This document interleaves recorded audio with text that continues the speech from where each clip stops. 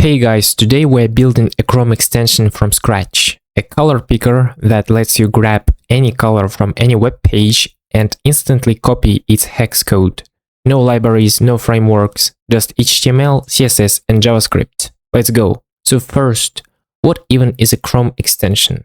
It's basically a small web app that runs inside your browser and can interact with the pages you visit. You build it with the exact same things you already know, HTML, CSS, and JavaScript. Nothing new to learn. The difference is, instead of running on a server somewhere, it runs directly in Chrome, and Chrome gives it special powers, like reading the current page, modifying its content, or adding a little button to your browser toolbar. Every extension is just a folder with a few files inside it. Let me show you exactly what those files are. So first of all, as you can see here, we have manifest.json file. It is the most important file. Think of it as the ID card of your extension. Chrome reads this file first to understand what your extension is called, what it does, and what files to load. Here, as you can see, the first line we have manifest version 3. Always use 3. It's the latest version. Well, maybe in the near future, there will be some other new versions that you may consider using. But as of now, always use this version. Okay? It's the latest version as of now. Then we have name. It will show up in the Chrome extensions list. Then we have the version. It represents the version number of our extension. And as you keep making some updates, of course, the version number will change. Then description. Here we have a description which will be shown in the Chrome Web Store. Then we have an action object. Here we have default pop-up, and it refers to popup.html file. So when the user clicks the extension icon in the toolbar, Chrome opens this HTML file as a pop-up. Then we have default icon. It will be the icon that appears in the toolbar. So as you can see here, we have popup.html. Then we have icon.png. Okay. Then, the last but not least, we have permissions. Here we only need clipboard write, which will let us copy text to the user's clipboard. And of course, for different kinds of extensions, you will need different kinds of permissions. And your manifest.json file, your manifest object, can be much bigger than this. But for this particular case, just to show you what Chrome extensions are and what they can do, I think that this is enough. So that's it, no special scary permissions needed for this one. Next, let's go to popup.html. It will represent the actual UI that appears when we click the extension icon. The UI which will appear when we click the extension icon. It's just a regular HTML file, nothing special. It is just same HTML you write every day. So as you can see here, we have pick a color button at the top. Below it, we have a div for result section that's hidden by default. And if you take a look at the styles, okay, so as you can see, all the styles are here.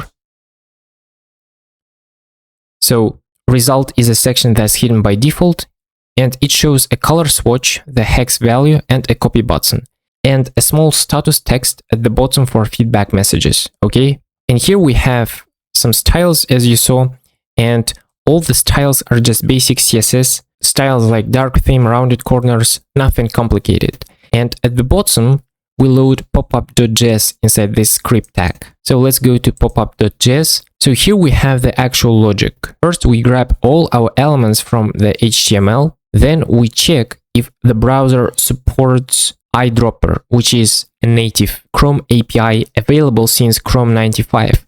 If it's not supported, we disable the button and show a message. Now here we have the main part. When the pick a color button is clicked, we create a new eyedropper instance and call eyedropper.open method. Okay, so this takes over the entire screen. Your cursor turns into a crosshair and we can hover over any pixel on any web page. Okay, so when we click a pixel, it will return the color as a hex value. We then show the color swatch with that color as background. Then we display the hex value and we make the result section to be visible, okay? And we also reset the text content for status. And that's it.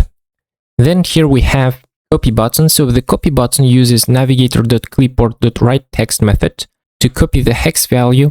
Then we show a quick copied message, and it will disappear in 1.5 seconds. And notice that we have no content scripts, no special permissions, no injecting into pages. The eyedropper API handles everything natively. That's what makes this so clean. Okay, so now we have our extension. So how do we actually upload it to Chrome, and how can we check it? So now, as you can see, I opened my Chrome browser. So now let's click this extension icon. Let's click Manage Extensions. And here you will see all your extensions which are installed. And for us to be able to upload our extension that we have locally, we need to turn on developer mode. And then we need to click Load Unpacked. And after you click, you'll just need to upload here that folder that you have locally on your machine. So let's just do it. So as you can see, I chose it, and now my extension is loaded. So as you can see here, we have it. We can click details, we can click remove. So here we have our color picker, and that's great. Just make sure that you provide the icon, otherwise you will see some errors. So now let's actually test our extension. So let's actually go to youtube.com. So now I am on youtube.com. Let's click this icon, and as you can see here, we have our extension. So let's just click it, and as you can see, we can have this button. So let's click pick a color, and now as you can see, I can work with this thing. I can choose a color. So let's come here, for example, and let's choose this color. So let's click it.